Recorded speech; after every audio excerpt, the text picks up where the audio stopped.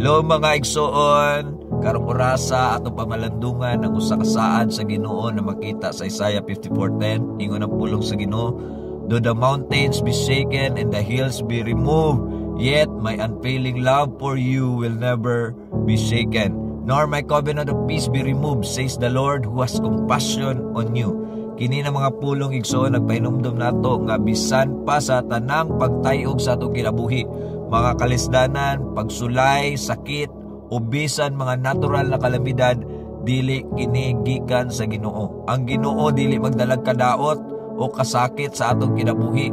Ang iyang plano maong kalinaw, gugma ug paglaom.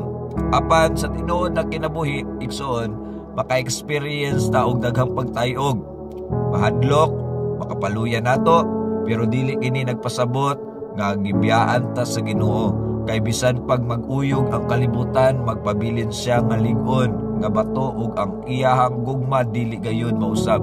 Busa mga higala, inumdumi nga ang saad sa Ginoo mao ang kalinaw ug kalig-on sa iyahang gugma nga walay kinutuban. Ang iyahang pagkasabutan dili gayud malumpag. Busa kung nakay kahadlok, kabalaka o pagsulay, salig lang. Ang pagtayog dili kinigikan sa Ginoo, apan kalinaw ug gugma nga malig-on nato gikan gayud sa iya. Igsoon, ang Ginoo nagigugma sa matag usa kanato. And I would like to remind even sa mga kaigsuonan nato nga napiktuhan sa Cebu, igsoon gihigugma mo sa Ginoo, gipalangga mo sa Ginoo, and ayaw mo kabalaka ang Ginoo, dili gyud mo biyaan ug tabangan gyud mo sa Ginoo. Amo mga pagampo nga maka-recover mo, matagan mo kalinaw sa Ginoo, ug bisan unsay inyong pagkinahanglan, matagbo gyud pinaagi sa grasya sa Ginoo. So dasig lang ug padayon diha sa gugma ug dalaygon ang atong buhi na Dios.